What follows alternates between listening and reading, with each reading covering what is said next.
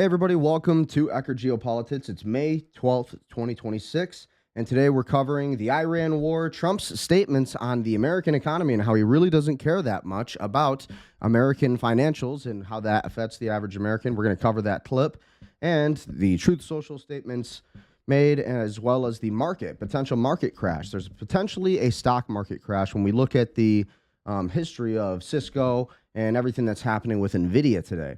So a lot of big things, a lot of big news, and we're going to cover also everything else in the news today, the Hantavirus and everything else that's following. What do you guys think is coming for the future of America? Do you think that there's going to be a stock market crash? Do you think that it's possible that maybe Trump truly is serving at the behest of Israel? Who is right at the end of this? In my opinion, I think we're looking at potentially a very dangerous game. So we're going to look at all of the news, and let's jump right into it. Be sure to like, share, comment, subscribe, and support the information, and let's dive right in. Iran War Live updates. Trump says Iran must make a deal or face renewed attacks. We have that news. We also have ads. No, Pete Hegseth takes heat from Republicans in back-to-back hearings. 5 takeaways from that. We're going to cover that. Also, Patel was also questioned in Congress today, and he was riddled and got some pretty interesting clips there. And then as well as that, we have Iran threatening to teach a lesson if the U.S. attacks. Trump says ceasefire is on life support. That was said yesterday. And then the Washington Post covered how the EU put sanctions on Israeli settlers after Hungary drops Orban's veto. A lot of Europe is totally in flames right now. The Dutch government, or really, I would to better say the native people of the Netherlands, are essentially burning down illegal immigration shelters in those places. And really, the war is cooking. The war is cooking. Okay, so this entire EU sanction is affecting also Russia. And again, speaking of Russia and Ukraine, Russia ended up carrying out strikes on Ukraine, and then Ukraine later struck back. So Ukraine says Russia launches 200 plus drones in overnight attack, leaving 6 dead. And then on top of that, we also have the Ukrainians hitting back in retaliation, Ukraine hitting Russia's distant gas facilities after Moscow's attack kills 6. On top of that, we're also going to be covering a little bit of the clarity at the stock market, the S&P 500 slipping from records on Tuesday as the chips rally and takes a breather as inflation comes in hot, as well as the crypto markets. We have a lot of news with crypto. We have a lot of news with the Clarity Act. That's coming. We're going to see what that happens. Apparently, May 14th is supposed to be the Senate markup date for the Clarity Act, which is supposed to be giving forward regulation for crypto. And it's supposedly going to help retail and both the banks and really all of the institutions. The SEC and the CFTC will have more regulatory guidance on everything that's happening with crypto and all of that. And of course, we'll be covering the oil markets a little bit, where we cracked over $107.50 per barrel on the Brent crude, as well as the WTI crude, where that broke $100 at $102.20. So a lot of big news today, a lot of big articles that we're going to be covering. And when we look at all of it, it is quite insane. We look at all of this and we really, who knows what's happening when it comes to the real truth. One thing we do know is that, we never really know what's going to happen, okay? So, again, we kind of went over the articles that we're going to cover, but of course my screen had to freeze, and we are never able to do what we got to do. Hegseth takes heat from the Republicans, back-to-back hearings, and again, we're going to cover all of this news. A lot of big headlines to cover today, a lot of big information that we're going to cover, and we're going to cover all of it. Okay, so what do you guys think about everything that's in the news today, May 12th, 2026? I think the World War III agenda is only heating up. And I think the economy is going to take a hit. I think the stock market is showing signs of a potential drop. And with all of it, I think crypto might just be the last source of income for the average person. So we got a lot of news to cover today. Let's start with some articles. Let's start with these headlines and read kind of what's going on.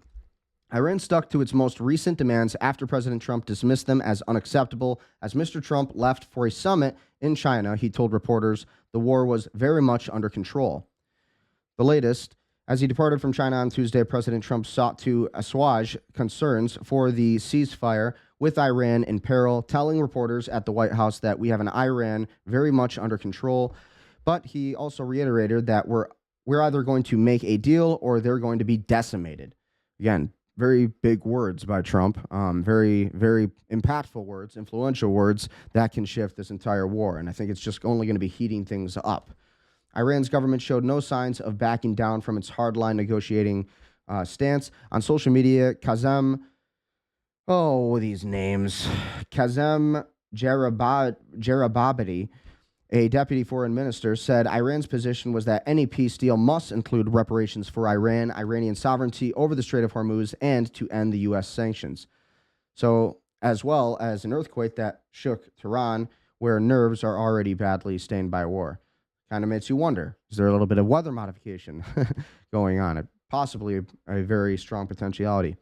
A modern earthquake shook Tehran, a city on edge after months of war, with residents in different parts of the city saying they felt the ground jolt and roll around midnight. Maybe that was bombs. Maybe that was special ops, you know. Tehran, the sprawling capital of Iran with 15 million residents, sits on or near several fault lines and occasionally is hit with earthquakes. We shook as if we were in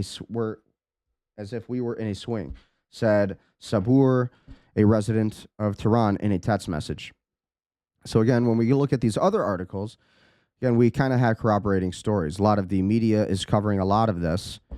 And again, Hegseth today gave his testimony in Congress. He's been getting grilled by Congress. But at the same time, even Lindsey Graham was grilling Pete Hegseth for all of this because, of course, Lindsey Graham wants the war to keep going on. Republicans in the House and Senate vented their frustrations with the Pentagon on Tuesday using a pair of back-to-back hearings to press Defense Secretary Pete Hegseth on the Iran war, President Trump's unusual plan to fund the Defense Department, spending priorities, and America's dwindling munitions stockpiles. The hearing comes as the U.S.-Israeli war in Iran stretches into its 11th week, with the Strait of Hormuz still closed and no apparent off-ramp in the sight, even as Trump seeks a peaceful agreement. Republicans questioned plan to fund the Pentagon. Republicans in both the House and Senate pressed Hegseth on Trump's mammoth $1.5 trillion Pentagon budget request, appearing skeptical of a proposal to fund $1.1 trillion through the regular appropriations process and another $350 billion through a reconciliation bill. Budget reconciliation is a process that Republicans could use to bypass a Democratic filibuster in the Senate, but it is difficult and time-consuming, and a number of Republicans had previously expressed doubts about their ability to pass a third such bill after using their second shot at it to pass immigration enforcement funding.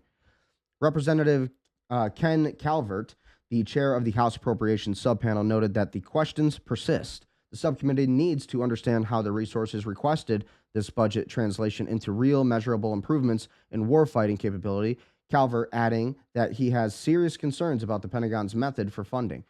Hegseth replied that there's a reality in this town of what can get done and how it gets done. In a perfect world, everything would get done in a regular order and with a $1.5 trillion top line, but there are a lot of challenges and dynamics, some of which I don't control. So we have $1.5 trillion for this war, but we can't fund a border wall. We got $1.5 trillion for this war, but we can't use it for, mass deportations and a deportation moratorium. Can't do any of that. House Appropriations Committee Chair Tom Cole had similar concerns about the use of reconciliation to fund the Pentagon for the next fiscal year. I don't have any concerns about the amount. I am worried about the ability to sustain that number through the reconciliation process. At some point, the money disappears, Cole said. Well, it doesn't disappear because us, the American taxpayers, will be paying for it, right? Later, the Senate Appropriations Defense Subcommittee hearing, Chair Mitch McConnell hammered Hegseth over the plan, objecting to leaving crucial Pentagon programs such as the Golden Dome missile defense system, munitions, the F-35 fighter jet, and drone production outside the normal reconciliation process. Political realities will not always allow a party-line budget reconciliation, and if the department's top priorities aren't built into annual appropriations, we're actually taking a big risk, McConnell said in his opening statement. He's like 90 years old. Why is he even why does he matter to this conversation? Have you guys seen the videos of Mitch McConnell? He'll literally just he'll sit there completely just doe-eyed. The guy is just so old. He should not even be doing this still. I don't know why he even has a say. Hegseth came coy on Iran Hormuz strategy. Under intense questioning from several Senate lawmakers, both Hegseth and Joint Chiefs of Staff Chair General Dan Kane repeatedly declined to offer any hint of the U.S. strategy in Iran or how leaders plan to deal with the closure of the Strait of Hormuz. It seems that there has been a different plan almost daily with dealing with this problem, Senator Susan Collins said of the blockade of the strait. After Hegseth claimed that the U.S. ultimately controls the vital shipping corridor, Senator Chris Coons repeatedly asked what the administration's strategy was for reopening the strait to commercial shipping. If we control it, how do we reopen it? Hegseth shot back that Coons was being highly disingenuous and ignoring the U.S.'s incredible battlefield successes. Later, under questioning from Senator Chris Murphy, Hegseth said the U.S. most certainly has military means by which they could open the strait, declining to go into detail. Why haven't you done it? Why haven't you done it if it's true? And that's not what has been testified to us in previous briefings, Murphy said. Hegseth responded that the U.S. would prefer a long-term strategy to reopen the strait, but that we certainly have a lot more military pressure we can bring to bear if the president were to choose to do so. Yeah, on our funding, $1.5 trillion. Let that sink in. That's a lot of money. That is a ton of money, as a matter of fact. And we are $39 trillion in debt. I don't understand how they expect to pay this war unless we are doing this specifically, again, at Israel's bequest. Later, when questioning Kane, Murphy asked how many missiles the Pentagon assessed Iran to still have, pointing to Trump's comments from last week when he said Tehran maybe had 18 to 19% of capacity left.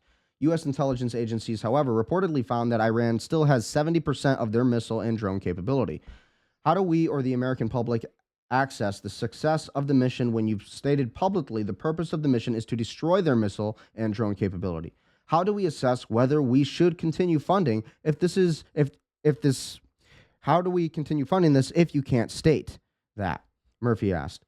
All of our battle damage assessment matters are classified, and it would be inappropriate for me to comment in this forum on that, Kane replied. I appreciate the question, but I'm not going to answer it. So again, for obvious reasons, of course, the military-industrial complex is not going to tell you their plans. Why would they do that when this is a war of attrition and this is a war where they truly want to decimate the entire state of Iran, the sovereign state of Iran? And at the end of the day, this will be at the American taxpayers' expense when really we also understand that Iran basically has no nuclear program. They don't have one. We've just been being told that as a precursor and an excuse to get into this war. Likewise, Hegseth declined to say when the Pentagon would provide Congress an estimate for forthcoming cost and funding for the war. Iran war price tag increases to $29 billion. Well, no, that's not true. It's apparently $1.5 trillion now. One new piece of information to come out of the hearings was the latest, and it just totally lost my spot. Okay, I'm just moving on to the next article. That's annoying. But we covered most of that. Live updates. Iran threatens to teach a lesson if the U.S. attacks. Trump says ceasefire is on life support. What to know about the Iran war today? After President Trump rejected Iran's response to the latest U.S. peace proposal and said the ceasefire is on life support, the Speaker of Iran's parliament said the Islamic Republic's military is ready to teach a lesson to any aggressor. U.S. Ambassador to Israel, Mike Huckabee, said Tuesday that Israel sent anti-missile batteries and personnel to the UAE to help protect the country from Iranian attacks, underlying a growing defense relationship between the two Middle Eastern countries bolstered by the Iran war. The cost of the war in Iran has grown to $29 billion, acting Pentagon Comptroller Jules Hurst said in a testimony on Tuesday. Secretary Pete Hegseth said last month it was $25 billion, but U.S. officials familiar with internal assessments suggested at the time the war could have already cost us close to $50 billion. So that's kind of the update on all of that. Trump says it is a virtual treason for media to say Iran is doing well in the war. President Trump said in a Truth Social post on Tuesday that it is a virtual treason for the news media to say that Iran is doing well in the war. When the fake news said that Iranian enemy is doing well militarily against us, it's virtual treason in that it is such a false and even preposterous statement, Mr. Trump said. They're aiding and embedding the enemy. All it does is give Iran false hope when none should exist. These are American cowards that are rooting against our country. Treason is defined in the U.S. Constitution as a crime when someone owing allegiance to the United States levies war against them or adheres to their enemies, giving them aid and comfort within the United States or elsewhere. Well, I think if we're talking about the word treason here, I honestly think absolutely Trump is guilty of treason right now. Some will say that he's being a hero fighting the Iran nuclear program that Netanyahu has been saying exists since 1967 and has not existed. But anyways, that's what Trump's been saying. And so we're supposed to believe that when Trump is basically saying that he doesn't care about the Americans' financial situation, I don't know what we're supposed to think otherwise. We haven't gotten mass deportations. We've gotten nothing out of Trump, or none of his voter base has gotten anything that they asked for. And listen, as a 3-time Trump supporter, I can honestly say the same thing. What have we gotten out of Trump? We've gotten nothing. And all of these deportations have not happened. And he's inflating the numbers. He's lying about a lot of these things. Okay? So when we look at some of these other articles, it kind of goes more in depth onto that. Thought this was interesting. The EU puts sanctions on Israeli settlers after Hungary drops Orban's veto. The measures will target Israeli settlers and organizations and Hamas members, the bloc's chief diplomat said. The European Union's foreign ministers agreed Monday to impose sanctions on Israeli settlers over violence against Palestinians after Hungary's new government lifted the country's veto. The decision, which required unanimity in the 27-nation bloc, will impose a travel ban and freeze assets of a group of Israeli settlers and organizations and sanctions on Hamas members. Former Hungarian Prime Minister Viktor Orban, a close ally of the Israeli Prime Minister Benjamin Netanyahu, and also President Donald Trump and Russian President Vladimir Putin, had long blocked the measure, but he was voted out of power in April. The decision of his successor, Peter Magyar, to drop the country's opposition ended a months-long deadlock. Violence and extremism carry consequences, said Kaja Kallas, the EU's chief diplomat. Israeli Foreign Minister Gideon Sa'ar said Israel firmly rejects the decision, which he described as unacceptable and without any basis. The EU drafted the sanctions last year amid the United Nations and independent rights group said was rising violence and expanding settlements in the occupied West Bank. Settlers have attacked farming communities, torched property, and sought to expel Palestinians. Yes, that is true. The sanctions are to take effect once legal and technical work is complete. The names of the people and organizations to be trusted have not yet made public. Kallas described them as Israeli extremist settlers and entities and leading Hamas figures. She said larger potential steps, including a French-Swedish proposal to halt trade with illegal Israeli settlements, still lack sufficient support among EU members. Netanyahu's government has supported the expansion of Israel settlements in the West Bank with a variety of measures. It has approved new settlements at a record rate, advancing building projects, and had been put on hold for decades, and approved a plan to resume land registration suspended 6 decades ago, under which Palestinians could be required to prove ownership predating the establishment of the Israeli state or forfeit their property. Whatever that means, right? That means just basically taking your land, taking your house. An EU initial proposal would have imposed sanctions on 2 Israeli cabinet members, key figures in which to annex the Palestinian territory. European officials say National Security Minister Itamar Ben-Gvir and Finance Minister Bezalel Smotrich have incited violence against Palestinians, but some EU members expressed reservations against targeting them. Relations between Israel and EU members, some of them longtime allies, have sourced in recent years over Israel's devastation of Gaza and, more recently, its invasion of Lebanon.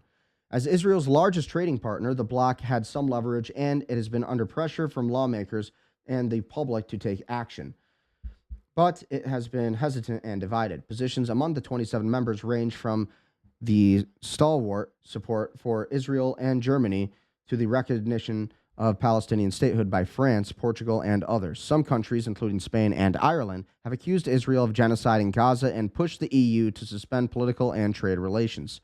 The European Commission, the bloc's executive body, has proposed suspending some of the trade benefits Israel receives in the EU, such as reduced tariffs, but the approach has failed to gain sufficient support.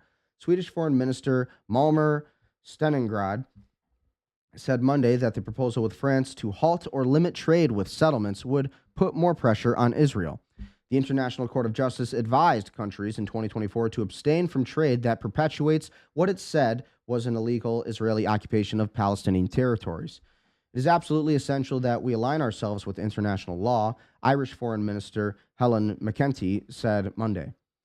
She said she had seen a shift in which more EU members are trying to respond to what is just unacceptable behavior by Israel, which I also agree with that.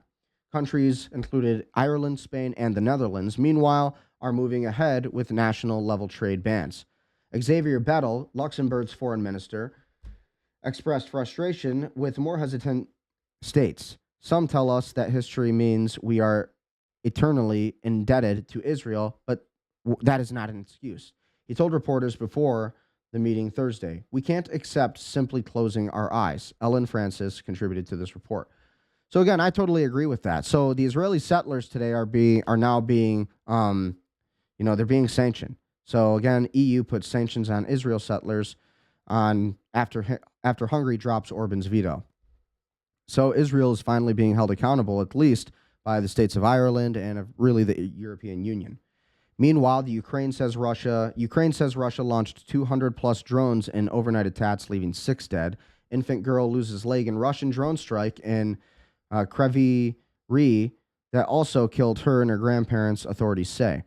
Russian forces launched attacks in Ukraine's, I can't pronounce that. What is with these words today? Okay. Region on Tuesday, killing at least 6 people, regional officials said after the expiry of a U.S.-mediated ceasefire. Ukrainian officials said that Russia launched more than 200 drones overnight, putting an end to hopes that the 3-day ceasefire that ended Monday would be extended. Ukrainian President Vladimir Zelensky, meanwhile, said his country forces had struck gas facilities in Russia's central Orenburg region, more than 1,500 kilometers from its borders.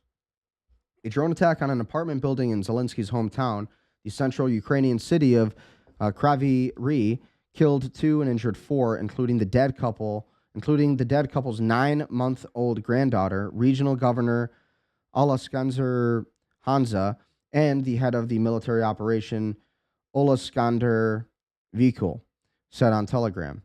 The child's leg was severed, apparently.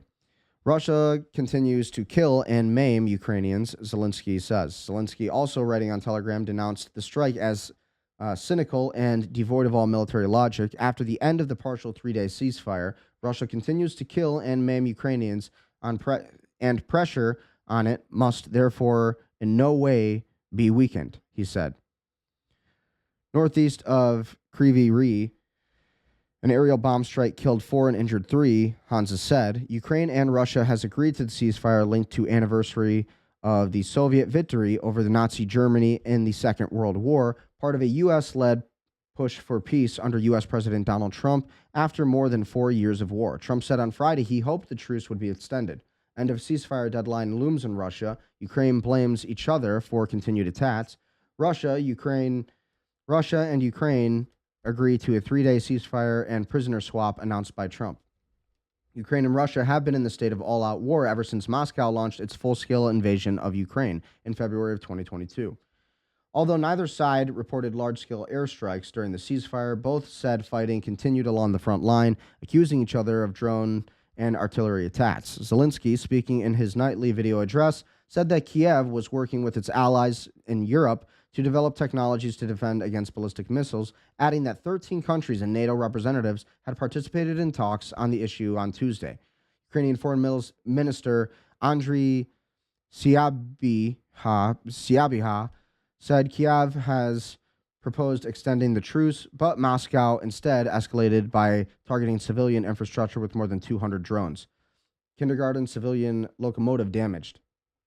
Zelensky said drones were intercepted over several regions, but reported damage to energy facilities, apartment buildings, and kindergarten and civilian locomotive. In Kiev, debris from a downed drone fell on the roof of a 16-story residential building in the northern Obolon district, sparking a fire, Mayor Vitaly Kalchasko said. 2 people were hurt in the central Tverskyi region, and damage was also recorded in Zhytomyr region, further west in Chernihiv region in the Russian border. 2 people were injured in strikes on the southeastern city of Dnipro and the southern city of Kherson. Russia drones also hit energy infrastructure in Mykolaiv region, causing blackouts in the region, regional governor Vitaly Kim said. Geez, that just kind of read weird to me. So again, that's crazy. Big story. And then Ukraine ended up hitting back. Ukraine hits Russia distant gas facilities after Moscow attacked SITS. Ukraine has struck gas facilities in southwest Russia's Orenburg region, more than 1,500 kilometers, which is about 932 miles, from the Ukrainian border, according to President Vladimir Zelensky. Zelensky said in the daily video address on Tuesday evening that the address was a retaliation for Russia's overnight attacks on Ukraine. Ukraine has said that we will act symmetrically in response to Russia, he said. Russia and Ukraine accuse the other of ceasefire violations. The EU and UK sanction Russians over deportations of Ukrainian children. And then Zelensky says Russia fired over 200 drones at Ukraine as truce expires. So when we look at all of this, these are crazy, crazy stories. And here's a little bit of video coverage on that. These Russian soldiers are surrendering, not to a human, but to a robot. According to Ukrainian defense company DevDroid, this video from January shows one of its remotely operated, unmanned ground vehicles mounted with a machine gun capturing the troops. In April, Zelensky said Ukrainian forces had captured an enemy position exclusively using ground robots and drones. These machines carry ammunition and deliver food. Wow. Ukraine says it's carried out more than 22,000 robotic missions in just 3 months. The machines are also being armed. For now, humans are still largely in control. But it raises a bigger question. How much autonomy should and will be given to these machines? Even when a human is involved in the process, that's what they're already working on, brother. AI is increasingly helping to shape decisions in war. In other conflicts, AI has already been used to identify targets, sometimes at a scale and speed that challenges meaningful human oversight. Fundamental concept in international humanitarian law is proportionality. Is the amount of damage that you're inflicting upon the enemy proportional to the threat that you pose? And we're certainly seeing in Gaza huge collateral damage. Huge number of civilian casualties. So many people think that AI hasn't already taken over, that the Terminator 2 future has not come yet. Well, you're looking at it. All of these wars that are being perpetrated at the rate and the scale that they are has been because of artificial intelligence. Pretty scary to think about that we're already in the Terminator 2 timeline. For a small number of military targets. The risk is that humans remain involved in theory, but in practice, decisions are driven by systems they don't fully control or understand. And while technology moves fast, regulation struggles to keep up.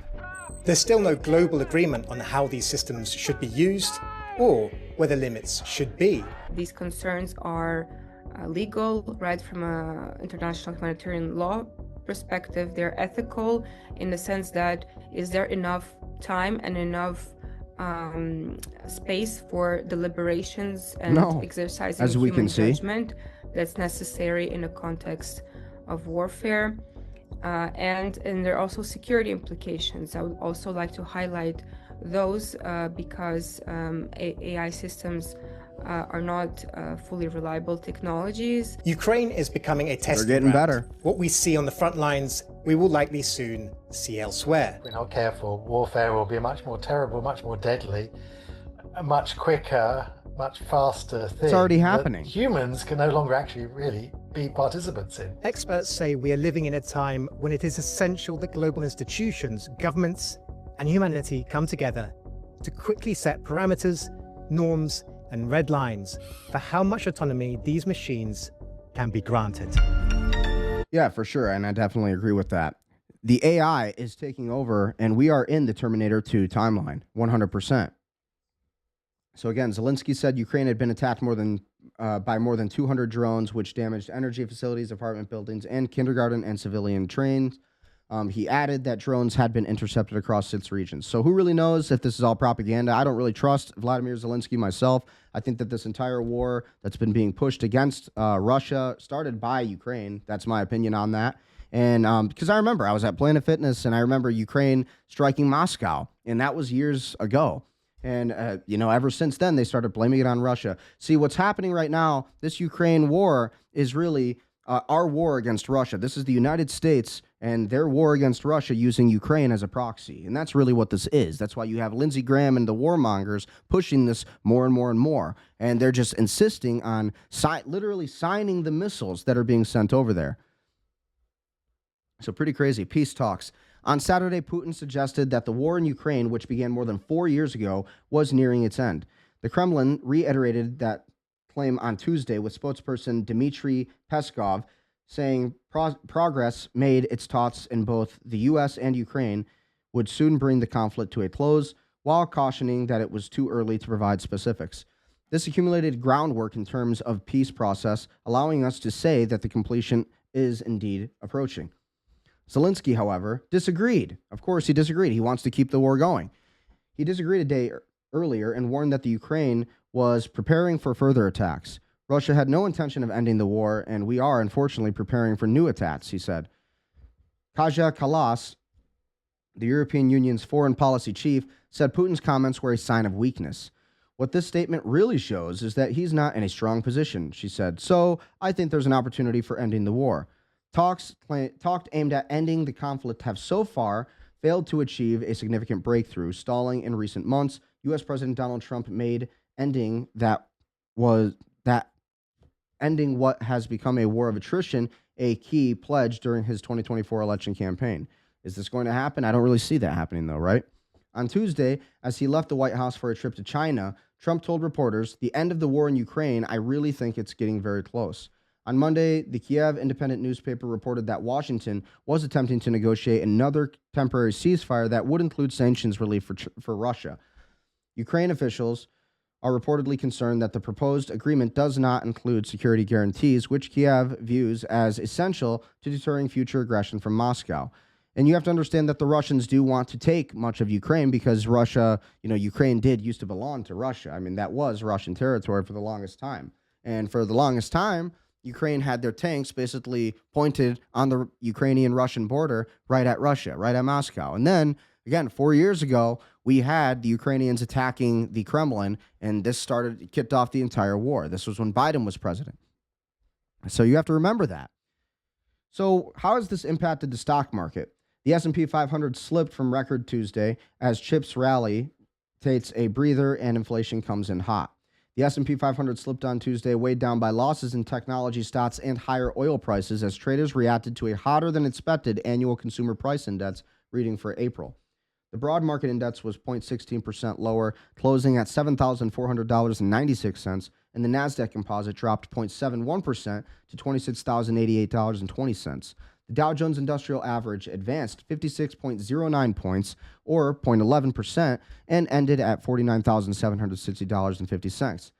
Micron Technology, which led the S&P 500 and Nasdaq Composite to record highs on Monday, reversed course, falling 3.6%. The stock soared more than 37% last week and around 53% last month amid a memory chip rally.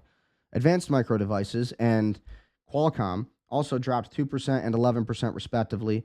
In April, AMD surged more than 74%, while Qualcomm gained more than 39%. Meanwhile, West Texas immediate futures jumped 4.19% to settle at $102.18 per barrel. Brent crude settled up 3.42% at $107.77. I still think that the prices of oil could go far beyond $200 a barrel. I've been saying that since the beginning of the Iran war. That's kind of where I think that could go. So as we continue reading, in its latest counteroffer, Iran has insisted on war reparations, full sovereignty over the Strait of Hormuz, the release of frozen Iranian assets, and the lifting of economic sanctions. With energy prices high, traders are giving close attention to the impact of the Iran war on inflation and consumer spending, which still accounts for about two-thirds of the economy. In April, the consumer price index rose 0.6%, putting the annual inflation rate at 3.8%, according to the Bureau of Labor Statistics. While the monthly increase in headline inflation was in line with expectations, economists polled by Dow Jones were calling for a gain of 3.7% from a year earlier. That annual inflation rate was the highest since May 2023. It isn't like it's an avalanche, but it's a steady move upward, Thomas Martin, senior portfolio manager at Global Investments, said to CNBC, adding that inflation is just going to keep on building. The longer the conflict in the Middle East continues amid a lack of progress in negotiations between the U.S. and Iran. Definitely see that happening. As these gas prices and other prices are higher, it's going to crimp more and more people. So the setup is for there to be continued struggles for the consumer, he said. CNBC's article, Anik Bout and Jeff Cox contributed reporting. So again, when we look at the crypto market and how this kind of impacts everything, crypto is kind of at neutral right now. Bitcoin's hanging at about $80,656, or $80,656.43 to be correct. Ethereum's at $2,282.70, and XRP's at $1.44. Solana hanging at about $94.64. Tron's at 34 cents. And Doge is at 10 cents, with Hyperliquid at $40.33. Cardano is at 27 cents. And when we look at Monero, that's at $411.76. Chainlink's at $10.30. Stellar Lumen's at 16 cents. And again, when we continue looking at all of these coins, what else is good? You know, HBAR at 0.09%. Again, that's a big Kevin O'Reilly, however you want to say it. He's a big fan of HBAR. And so when we look at all these different markets here in crypto, seems like the fear and greed index is at neutral, right about at 49. Okay, and we looked at oil a little bit. We covered those prices. Again, we're above $100 a barrel. A lot of people thought that we were going to be below $100 a barrel because of the Iran war ending, but Trump's been giving us a lot of doublespeak. And when he's making these statements, he's also making them on the weekends or right before the weekends. Very strategic timing for market manipulation also. So this is something to think about. So when we look at investors.com, we look at the Clarity Act a little bit relating to crypto. And again, that's coming May 14th. We're going to hear a Senate markup hearing date. That's going to be huge because this is going to be really telling us the future of what's going to be happening with crypto, with regulation. And again, a lot of people have their money invested in crypto, right? The Senate Banking Committee late Tuesday released the full text for the Digital Market Clarity Act ahead of the critical markup hearing on Thursday. Cryptocurrency stocks retreated Tuesday as the price of Bitcoin hovered above $80,000. The Senate Banking Committee overnight released an updated 309-page text for the Clarity Act, which members of the crypto industry were previously allowed to review privately. The bill reflects serious, good faith work across the committee and delivers the certainty, safeguards, and accountability Americans deserve, Banking Committee Chair Tim Scott said in a news release with the text. It puts consumers first, combats illicit finance, cracks down on criminals and foreign adversaries, and keeps the future of finance here in the United States. Now is time to move forward. Stablecoins and yield payments for holding stablecoins, but still permits some activity based on transaction-based rewards and incentives. The legislation bans reward payments solely in connection with the holdings of payment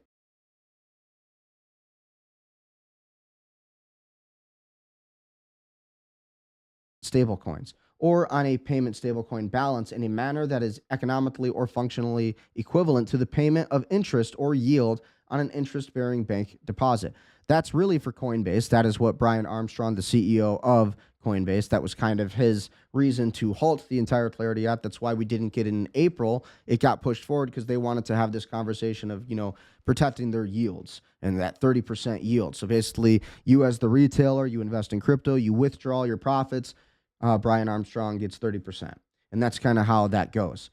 But the Clarity Act in its current form creates an exemption for rewards or incentives based on bona fide activities or bona fide transactions that are not economically or functionally equivalent to the payment of interest or yield on an interest-bearing bank deposit. Again, we kind of already read that. However, that still isn't enough for some banking trade groups who petitioned the committee with last-minute opposition.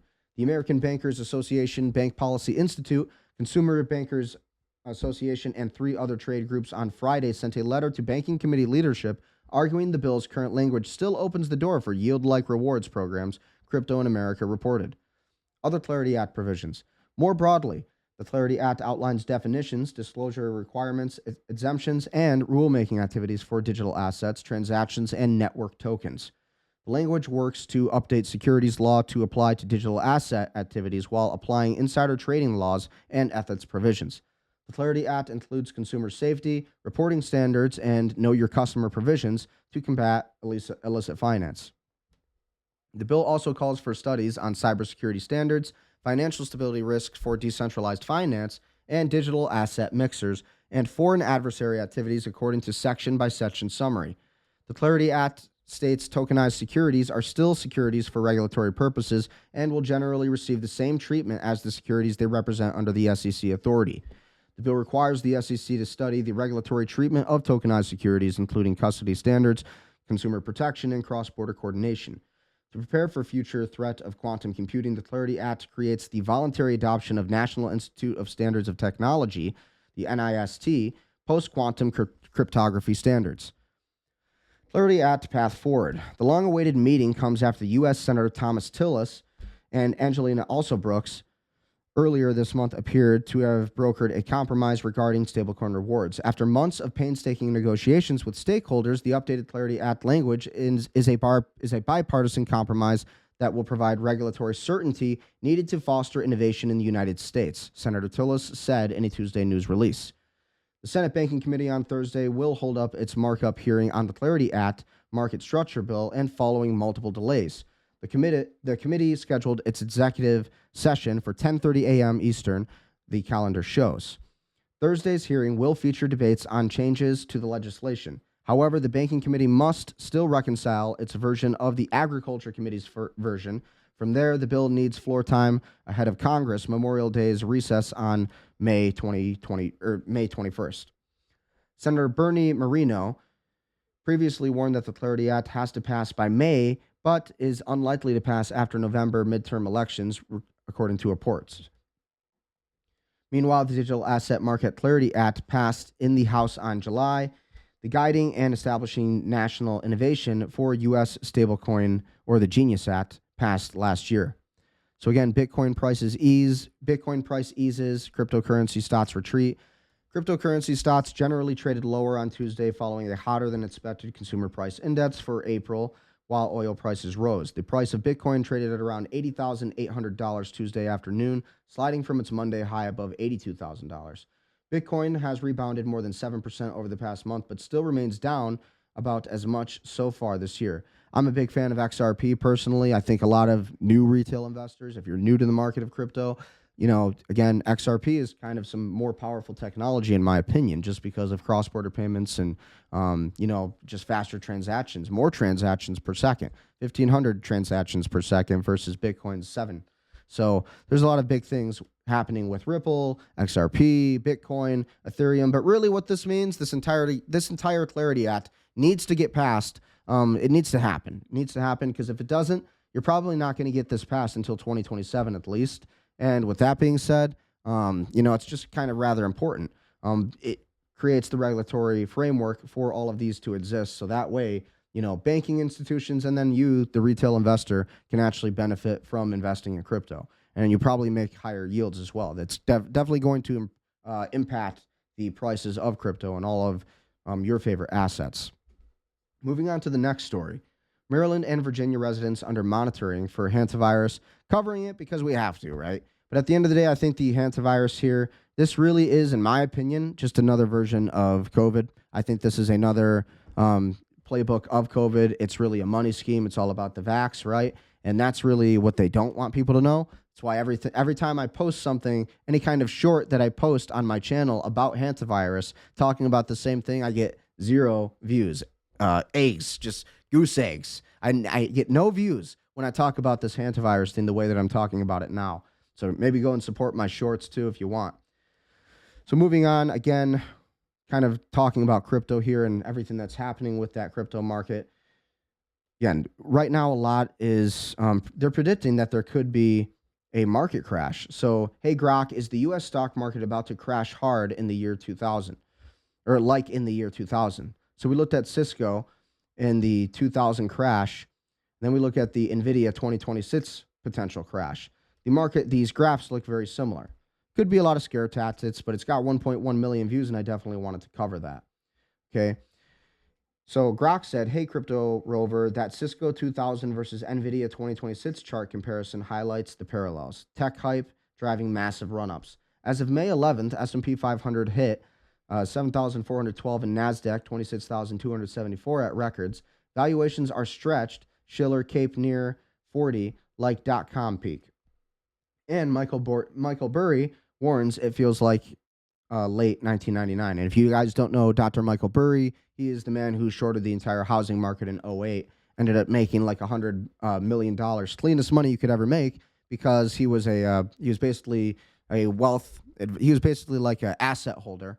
And that Scion Capital that he was working with ended up pulling $700 million of profits out of that entire fund, while everybody else lost money. Tons of housing and real estate companies went out of business. Mortgage companies went out of business, but they ended up making a lot of money because they shorted the market. AI has real earnings and adoption behind it, unlike 2000 flops, but no one can predict the hard crash. Markets always carry risk, diversify, and focus long-term, NFA. So again, a lot of people are kind of saying there could be a crash potentially. Who knows? I don't really know about that. At the end of the day, we're going to find out. That's for sure. But when we look at the gas prices where they're at, $5 gas prices up here in Michigan, I mean, that's crazy. I don't know where you live or where you're watching from. What are the gas prices where you live? Are they pretty good or are they pretty high? That's pretty crazy, though. And especially, this is even crazier. This is what Donald Trump had to say today. To what extent are Americans' financial situations motivating you to make a deal? And then Trump said, not even a little bit. I don't think about Americans' financial situations. So that's kind of a crazy statement. So what do you think about this clip right here? To what extent are Americans' financial situations motivating you to make a deal? Not even a little bit. The only thing that matters when I'm talking about Iran, they can't have a nuclear weapon. I don't think about Americans' financial situation. I don't Not a think good about take. anybody. I think about one thing. We cannot let Iran have a nuclear weapon. That's all. So I don't think about Americans' financial situations, Trump says. Motivating you to make a deal. Not even a little bit. The only thing that matters when I'm talking about Iran, they can't have a nuclear weapon. I don't think about Americans' financial situation. I don't think about anybody. I think about one thing. We cannot let Iran have a nuclear weapon. Sounds a lot like Prime Minister Netanyahu, in my opinion. That sounds like it's the same playbook, same script, and everything. I mean, I know people don't like me saying that. A lot of people who watch this show are supporters of Trump. I was a supporter 3 times for Trump, so you don't need to tell me. But to see this is just complete betrayal, in my opinion. That's just where I'm standing. This Iran war talk, and listen, the Iranians having a nuclear weapon, that doesn't exist. Okay, Israel has 90 to 200 nuclear warheads, and we're not even allowed to know about it. Okay, you look at all of these different issues that Israel is pushing right now. Right, we have a genocide happening in Gaza. You're not allowed to talk about it. You have a genocide happening in Lebanon on Christian villages. White phosphorus bombs, which is basically sulfuric acid being dropped over the sky, that would melt your skin if that was acid rain. Just think about that for a moment. And they say they're taking the southern front of Lebanon really as a security front. That's their statement. They want to use a buffer zone. That's kind of their model, and they're using the Gaza model now. And that is what Netanyahu has said. So who is this war really for? Who is this Iran war for? I think it's for Netanyahu. And I think this is why even the Israelis are going against Netanyahu right now. This is why Netanyahu himself is on trial, and he's probably going to be convicted very soon because of, a lot of the war crimes, but also because of the corruption. Guy literally paid $30 million just to of the Israelis funding. So it's just crazy how much money we've given the state of Israel, $318 billion since 1946. Nobody talks about that. And again, this was Trump's truth statement, his Truth Social statement. When the fake news says the Iranian enemy is doing well militarily against us, it's a virtual treason in that it is such a false and even preposterous statement. They are aiding and abetting the enemy. All it does is give Iran false hope when none should exist. These are American cowards that are rooting against our country. Iran had 159 ships in their navy. Every single ship is now resting at the bottom of the sea. They have no navy. The Air Force is gone. All technology is gone. Their leaders are no longer with us, and the country is an economic disaster. Only losers, ingrates, and fools are able to make a case against America. Listen, I don't want anybody to think I'm talking against America when I'm saying I don't think we should be involved in this Iran war. I take Joe Kent's position on this. I believe that strategically and militarily we could have an alliance with Israel, but we can't have one if they're going to be genociding sovereign nations and sovereign states for this greater Israel project. That's just not going to happen, and it cannot work. It's not in it's not America first. It's not in our best interest as a country. Okay. And so this is what Lindsey Graham had to say today. He had hounded, went berserk on Pete Hegseth today. And so take a look at this clip. This was Senator Lindsey Graham in Congress and just grilling Pete Hegseth. Mediator is allowing reconnaissance aircraft of Iran to be parked in Pakistani air bases. Do you think that's consistent with being a fair mediator? I wouldn't want to get in the middle of these negotiations. Yeah. I want Well, I maximum do. efficacy I for want our to get in people. the middle of these negotiations. Of course you do, Lindsey I don't Graham. trust Pakistan as far as I can throw them. If they actually do have Iranian aircraft parked in Pakistan bases to protect Iranian military assets, that tells me we should be looking maybe for somebody else to mediate. No wonder this damn thing is going nowhere. Maybe, maybe not.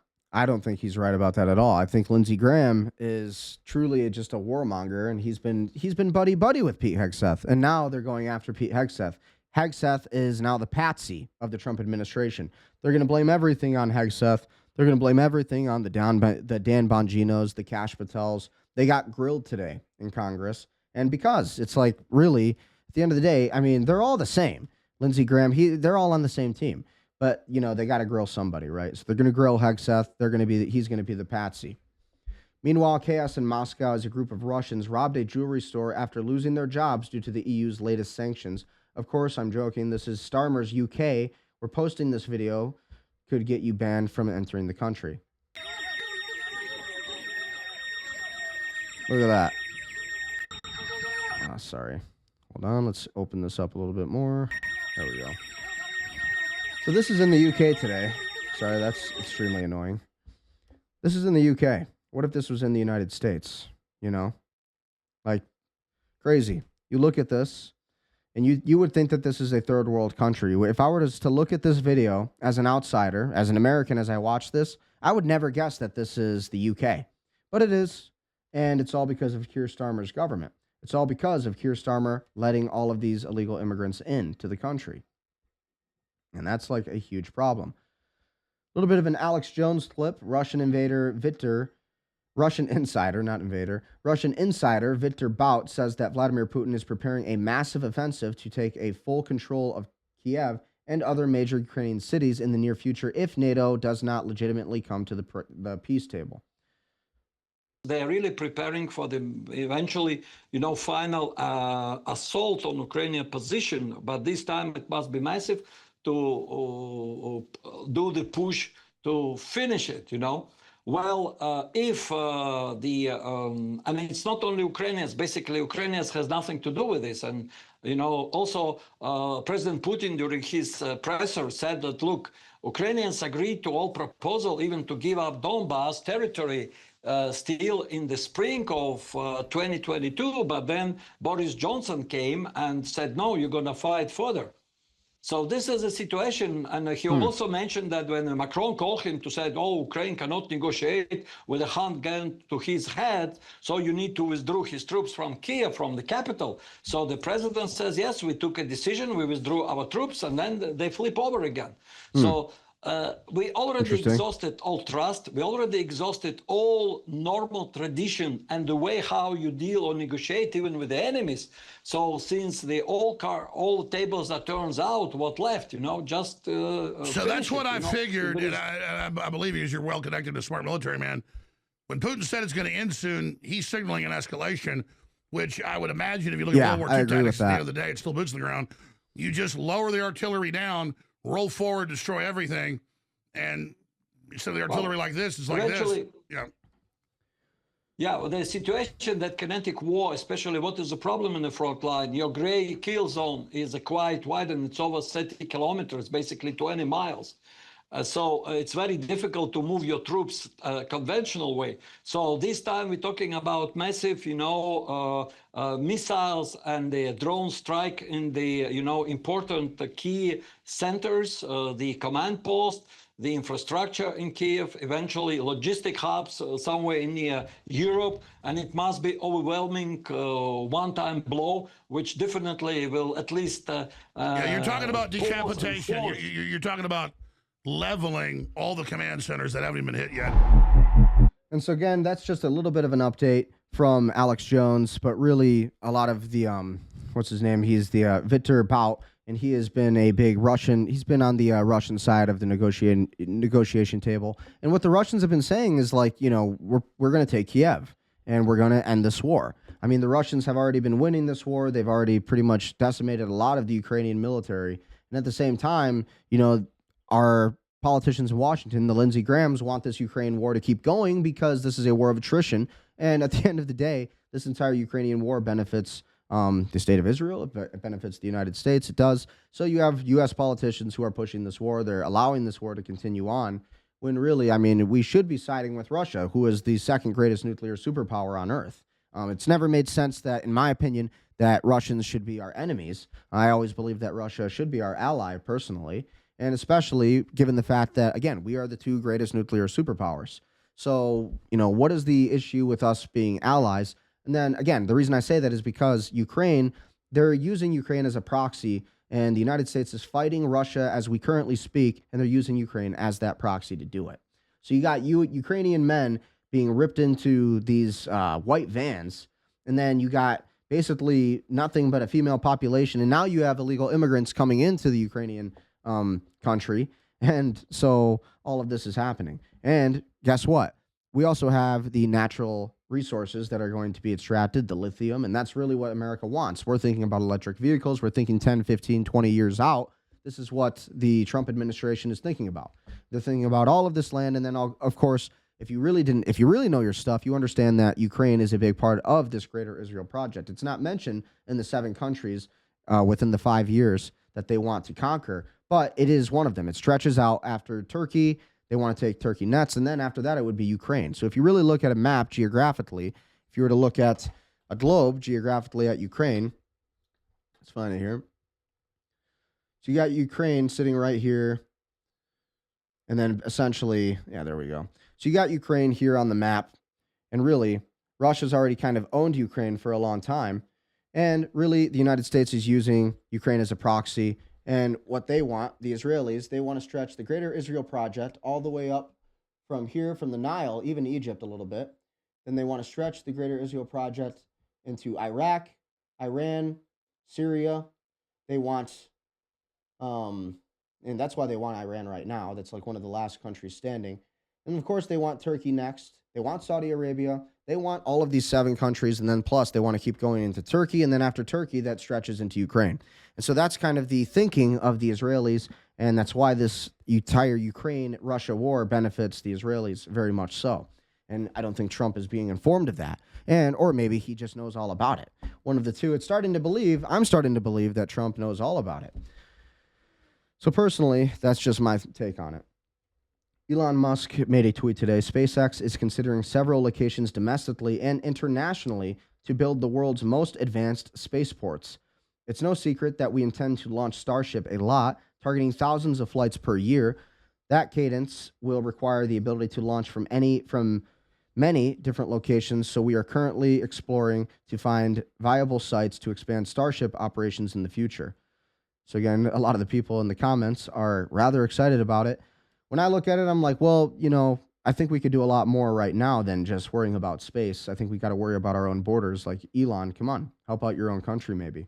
But he is, and he's doing his work. I like what Elon has done with Twitter X. I don't like that he's censored a lot of voices that he disagrees with, but at the end of the day, I still think Twitter is one of the most free speech platforms out there that you can find. So again, just more of the breaking news here. See what's in the algorithms. There's a couple of other things. There we go. Representative Tim Burchett bombshell. There's a UFO that has the ability to travel light years. They will put the war pigs out of business. If someone can pierce the veil of government and block access to Congress, who the hell is in control? He says the intelligence community blocked Congress from UFO evidence. Who really holds the power on UAPs? Do you think elected officials are in charge? Yeah, I do. Denied access to the skiff, and so to my knowledge. But I also believe this entire alien thing and everything that they're saying about this alien invasion and UFOs, I think this is a way for these government politicians to get themselves out of trouble, to kind of save their own ass, A, and B, it's kind of a distraction. It's a diversion. I really believe that Project Bluebeam is very real, if you've ever heard of that. And this was an entire operation to make the world believe that there was some kind of UFO invasion and some alien invasion that was taking over the world. And again, this would be part of a midst of a disclosure project, but also a midst with a diversionary tactic to use as leverage for war.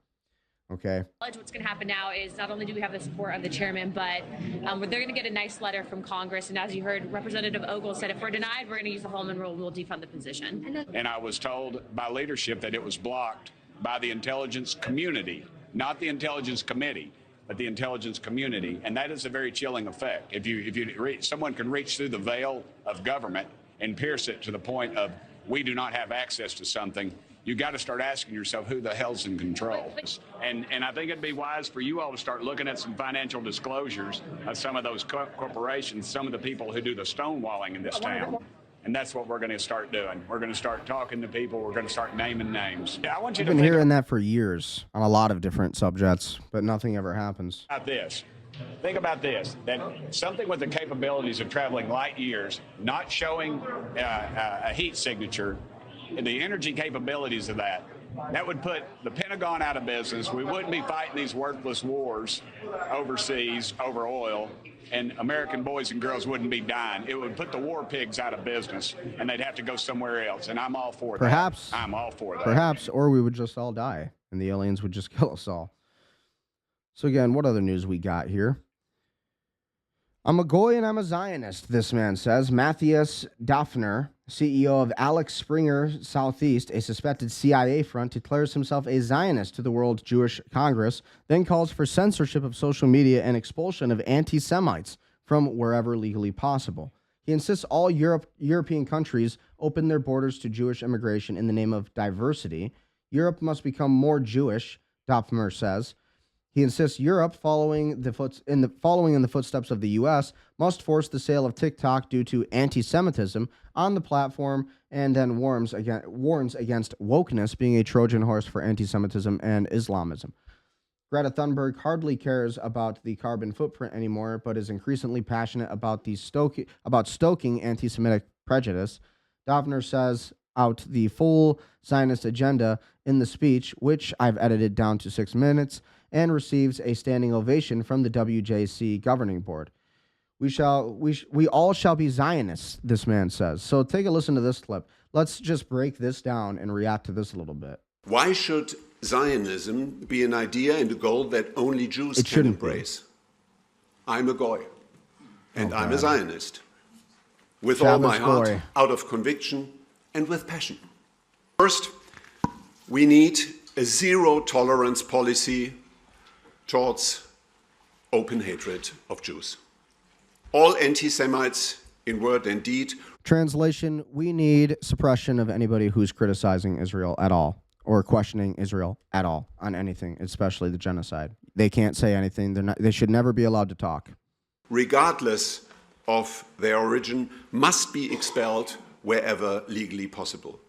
British politician and Conservative Party leader Kemi Badenoch put it clearly and courageously, I quote, anything that's inciting violence against Jews has got to go, quote end. We need this statement and its consequences not only in Britain, but in every democratic country. Second, Europe should introduce preferential immigration and citizenship for Jewish families. In the US, approximately I think they already do that 7.7 million Jews live. That is 2.2% of the population. In the EU and the UK combined, it is roughly 1 million. That is 0.2% and 10 times less than in America. It is in Europe's own best interest to change that, and it is more than a gesture. Why? So you can rule over the Europeans that you call Amalek and Edom? The Jews call the Europeans in the United States Edom and Amalek, and they believe that because of the temple that was destroyed, that the Europeans must be destroyed. This is a real theory. This is called the Great Replacement or the Clergy Plan. But he won't tell you that. If the idea of a multicultural society is to be taken seriously, then nobody wants a multicultural society in Europe. It's already multicultural enough, as we can see. We have literally a civil war happening in the country between native Europeans, actual white Europeans, and then invading Islamists, and then invading Jews, okay, who are running a lot of the entire government. They're running everything, and that's always how it's been. There is an urgent need for greater diversity in Europe.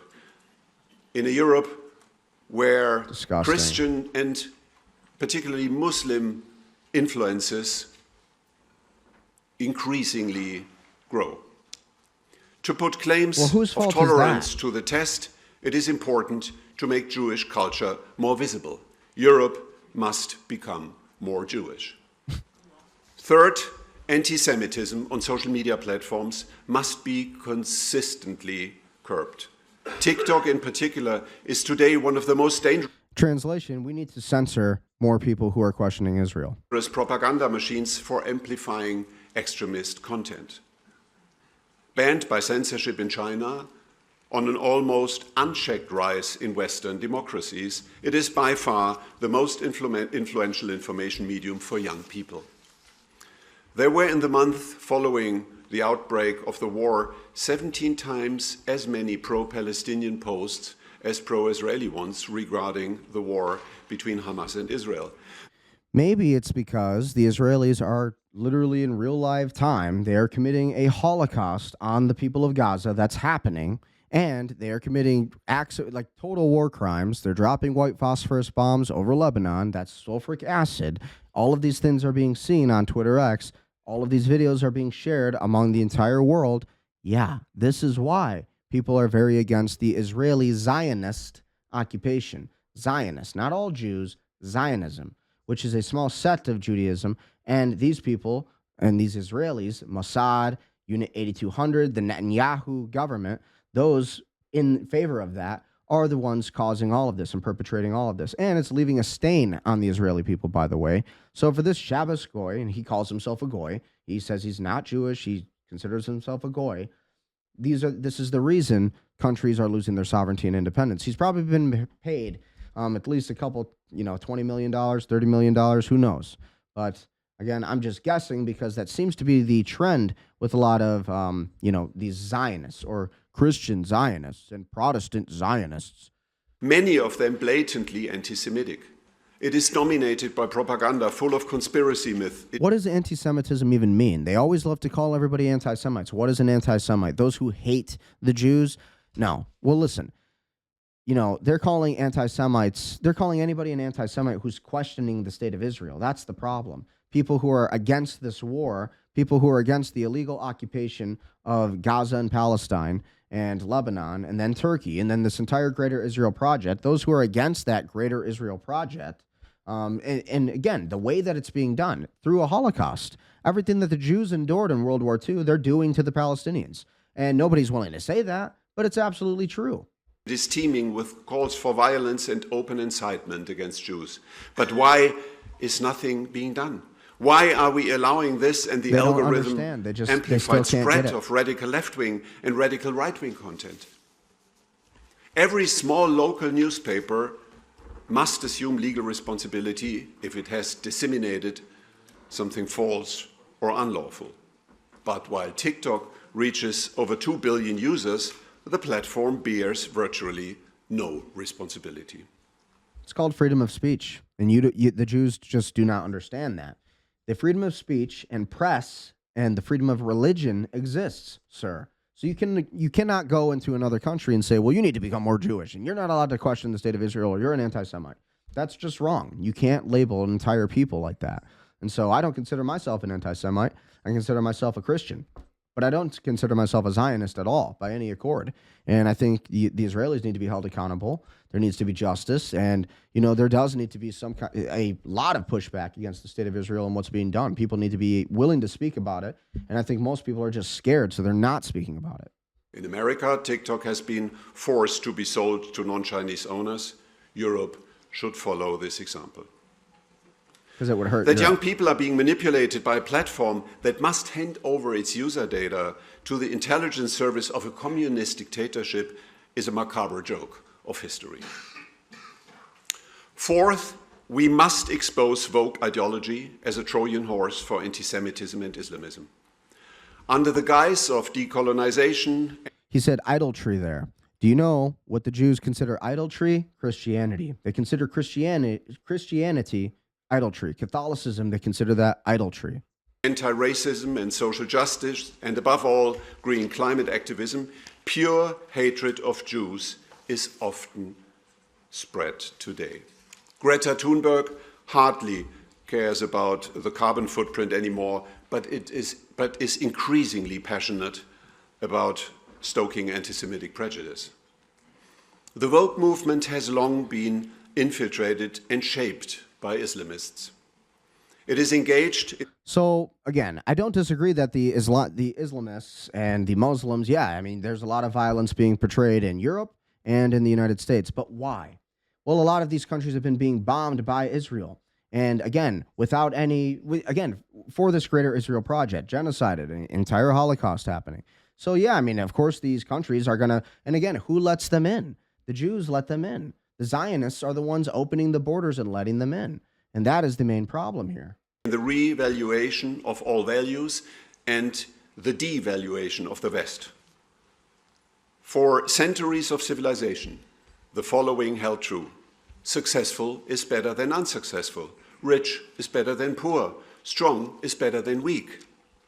Woke now wants to convince us of the opposite and idealizes victims as the new heroes. In a woke society, power lies with those who determine who the victims are. And the toxic woke movement has decided the victims are the anti-Semites. Therefore, be awake against woke.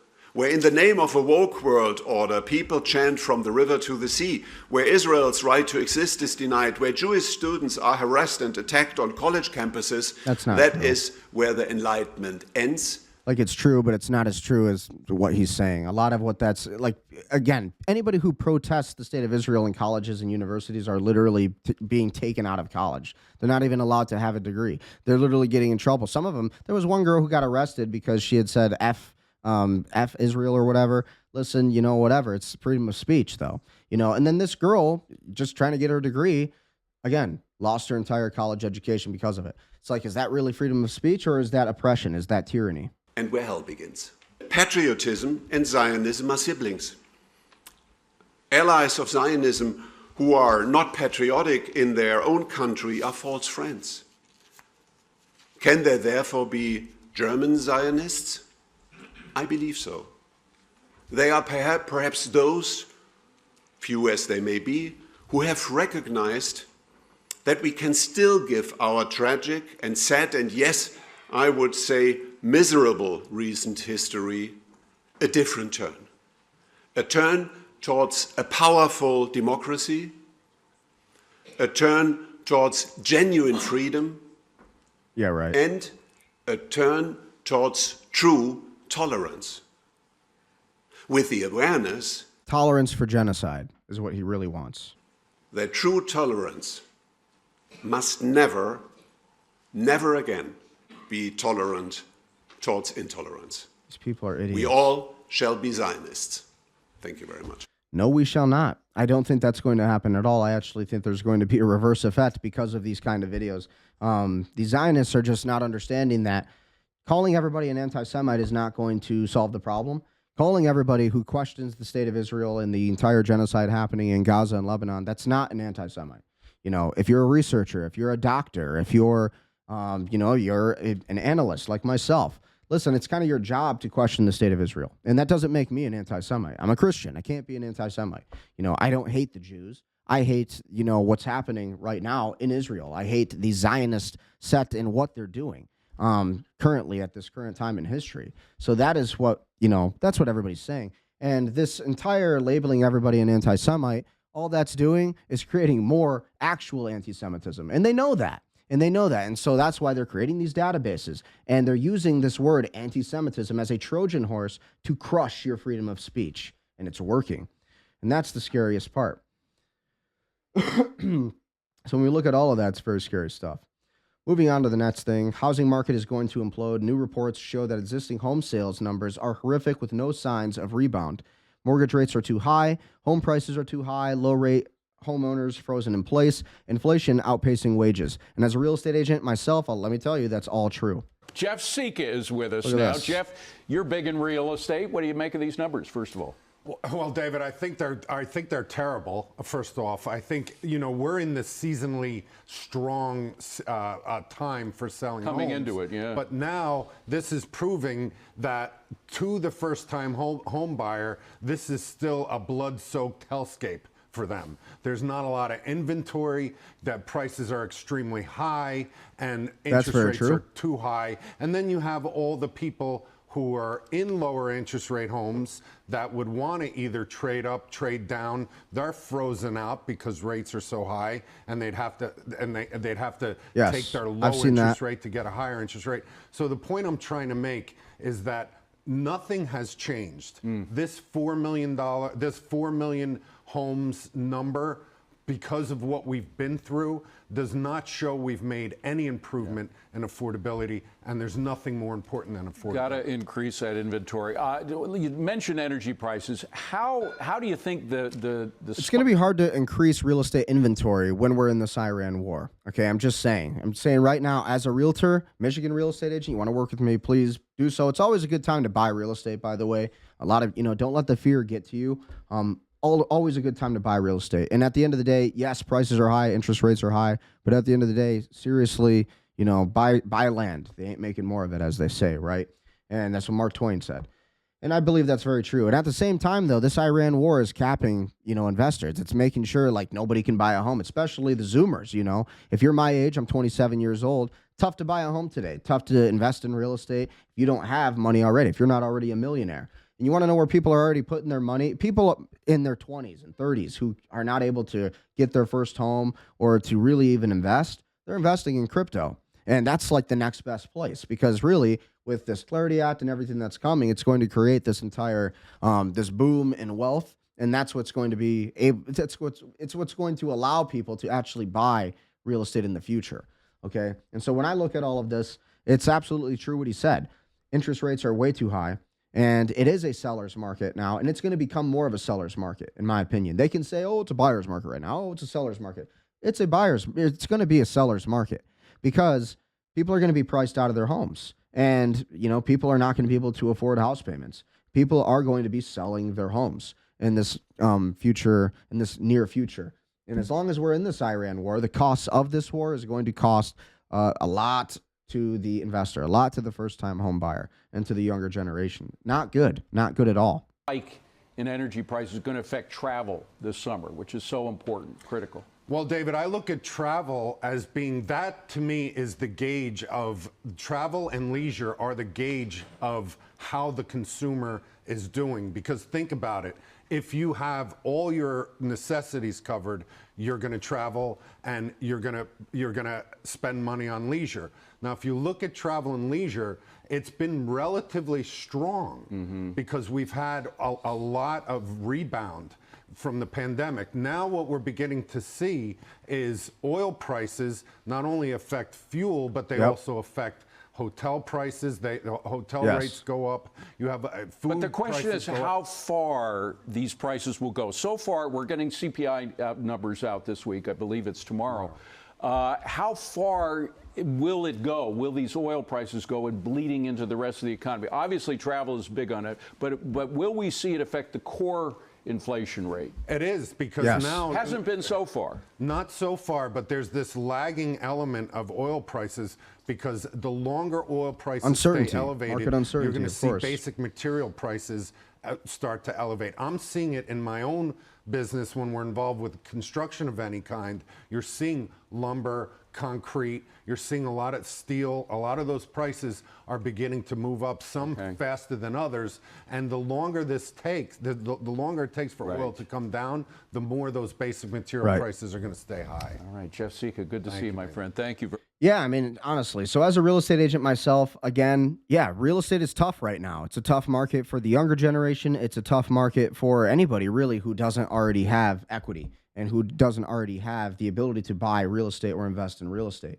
And so, again, if you are looking to invest in real estate, work with me, Brendan Ecker. I will be your real estate agent. I'm a Michigan real estate agent with the eXp Realty, but I work with luxury investors. I work with commercial investors, help you get that next triple net property. And at the end of the day, again, just go to BrendanEckerRealty.com, schedule a link on the Calendly link right here. I will see it. and then we will talk. We'll talk about your situation. We'll talk about where you're at in real estate, where you're at in your business or your portfolio, or if it's just your first-time home buyer. I'll definitely help you out.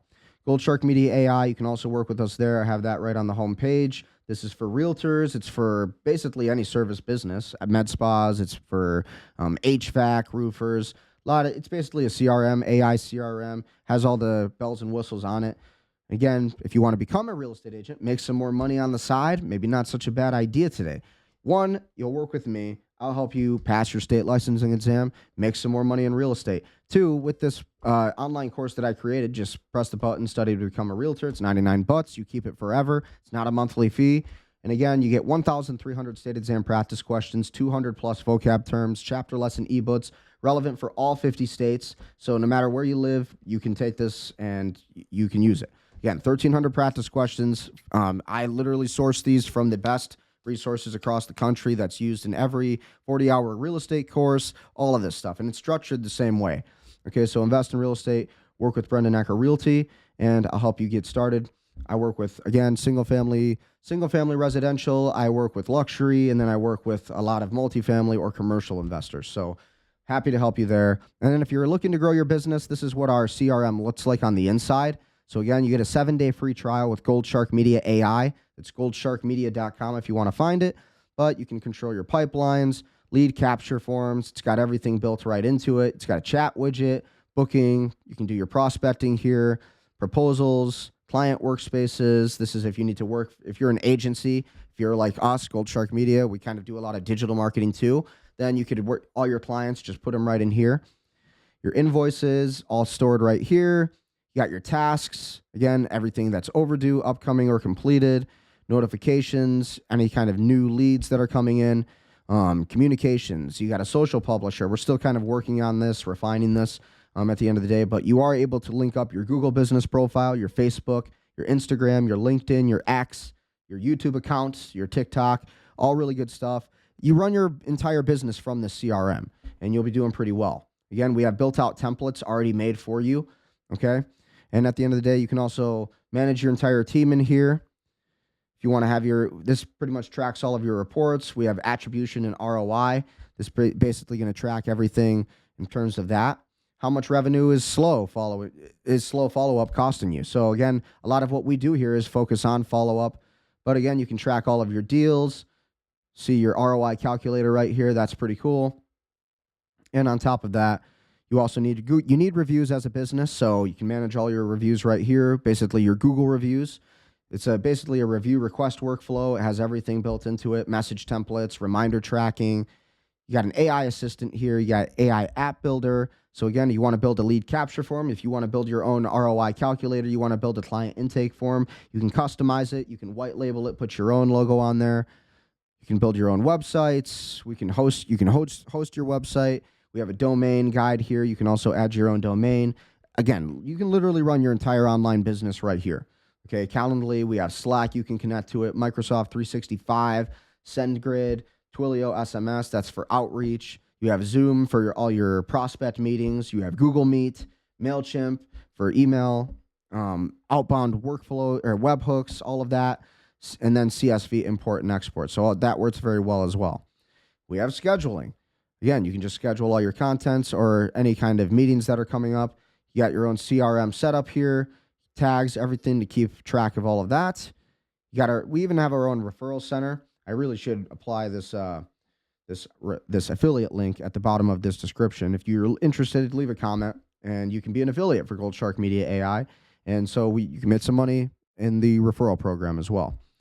We have white label software. Again, you can put your brand logo on top of this entire user interface that you're looking at right now.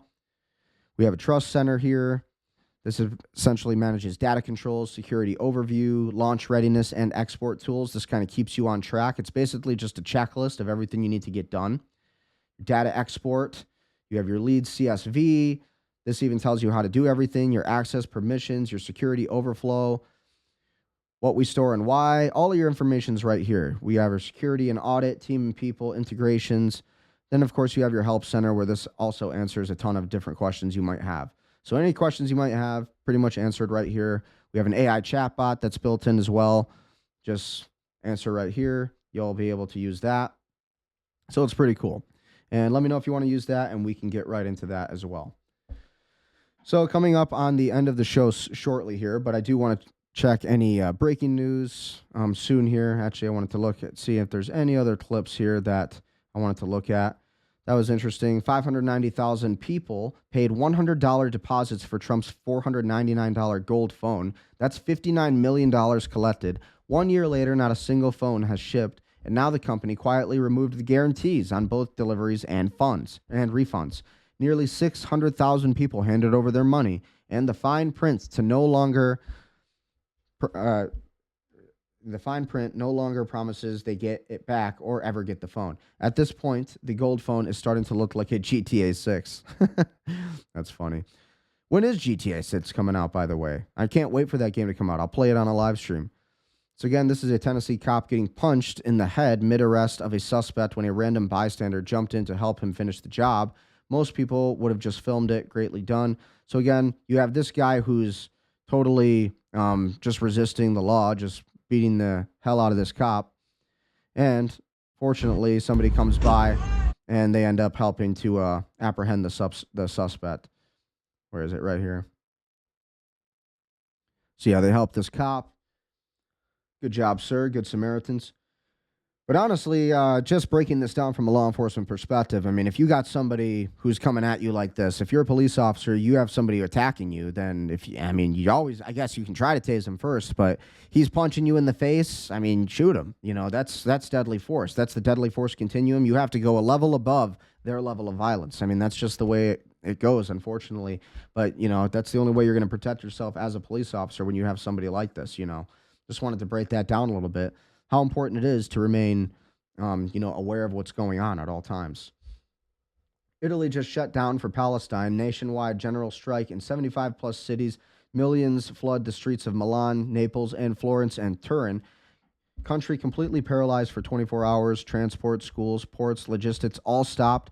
Port workers blocked arms shipments to Israel. Police fired tear gas in Milan after crashing with protesters near the central station. Why? Maloney refused to recognize Palestine. The people said no more. Their demands: recognize the state of Palestine, halt all arms sale to Israel, sanctions on Netanyahu's government, and the genocide in Gaza now. So I think the Muslims are wrong to act this way. Palestinians, you're in somebody else's country. Don't be acting this way in somebody else's country. You know, I understand completely that there is a brutal genocide happening in, your country of Palestine. I understand that, it's all brutal. But at the end of the day, it's not your country. And Maloney has been completely a friend to Palestine. She has completely been resisting the United States and Israel in many different accords. So, it's just wrong the way that the Palestinians and that these Muslims are really treating these home countries. Really all these European countries, soon to be the United States. It's definitely out of line. Come on. It's like stay in your country and fight for it at the end of the day, or it's like, assimilate to the culture that you're going to move to and migrate to. And if you can't assimilate, then you should go back home. And, I understand that we're in a war, but you can't, it's just unacceptable. Russell Brand said, wow, to Dominic Trzynski, the MEP, this is what communism looks like in the 21st century. I have just been denied entry into the UK in order to speak at the largest patriotic event in Europe. Starmer will be sued by me, not the government, not the Home Office. So again, people are getting sued in Europe for just exercising their rights. FBI Director Kash Patel and Senator Chris Van Hollen argue over who is more of the drunk, apparently. So let's look at this clip. And so there have been no occasions when your security detail had difficulty waking or locating you. Is that right? Nope, it's a total farce. I don't even know where you get this stuff, but it doesn't make it credible because you say so. I'm not SNL saying that, is so. Saturday Night Live is so going to clip this. They're so going to make a clip of this. Patel, it's been written and documented. You are literally saying it. No, I'm saying that these are reports, Director Patel. No, and unlike your baseless reports, the only person that was slinging margaritas in El Salvador on the taxpayer dollar with a convicted gangbanging rapist was you. The only person that ran up a $7,000 bar. Why is this guy laughing, though? Like this dude on the left. Senator Van Hollen. Why is he laughing about that? It's like it's an inside joke to them. Bar tab in Washington, D.C. at the This lobby bar suggests to me- was you. this So the only individual suggests in to this me that room the that has allegations been are drinking on true. taxpayer dime during Are the day you polygraphing? is you. Director Patel, come on.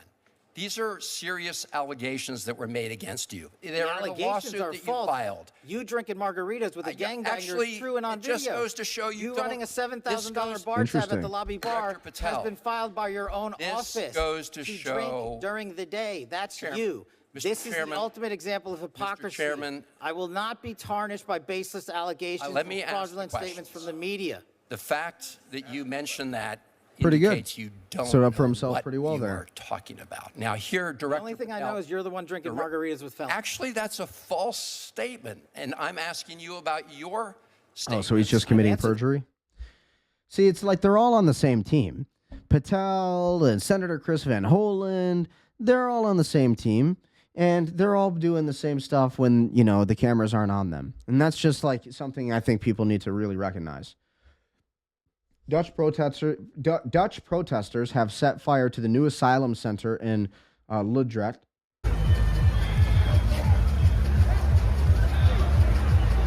So this is what's going on in the Netherlands. They are burning the centers for the asylum centers. This is really how, you know, it should be handled when you have invaders occupying your government, though. 100%. You know, as much as I have sympathy and empathy for the Palestinian people and these Arabs that are being completely targeted by the Israelis, this is not the way, you should be treating. You know, the Dutch people are a peaceful people, and they're not doing this for no reason, you know. And so you see all this happening for a reason. This is the protest of the Netherlands people, again, against the asylum, the mass migration movement that's being pushed onto these countries in Europe. So it's very sad to see, but at the end of the day, this is a country. This is the Netherlands. They're fighting for their sovereignty, and the native people, the native Dutch people, are not having it. They're not going to have these invaders coming in there, stabbing their women, stabbing and raping their children. Not happening. And so this is a real protest. At the end of the day, you could call this inciting a riot, whatever you want to call it. But at the end of the day, we can't have our countries being invaded by foreign occupiers and do nothing about it. So the Netherlands are a good example of how you handle foreign occupiers, in my opinion. Again, I don't condone any kind of violence or anything, but at the end of the day, at some point you have to fight back. Okay, Greeks do not want migrants in their country. Patriots from Greece are doing everything possible to stop invaders from reaching the shores of Greece. There's no way. There's no other way.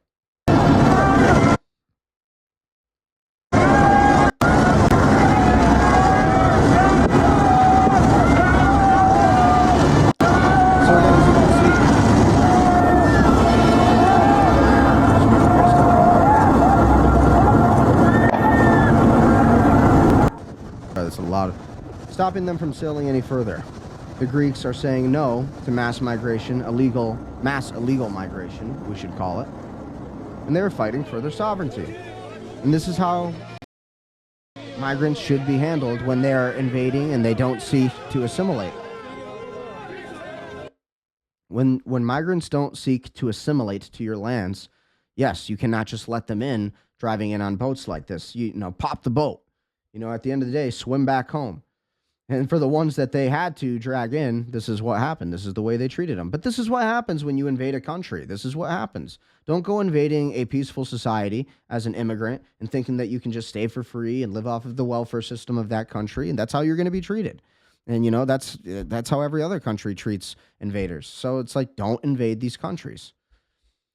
Meanwhile, Tyler Oliveira got banned from Israel and deported back to America for anti-Semitic content.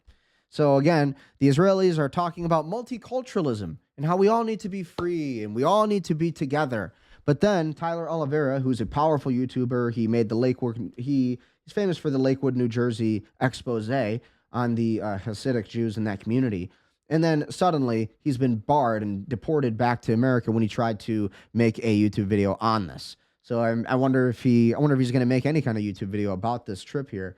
But I thought that was really interesting. He said he was going to go and try to make a trip into Israel about 4 weeks ago, or maybe a month ago or so. And here we have it. Today, he was banned from Israel and deported back to America for anti-Semitic content. Like, okay, come on.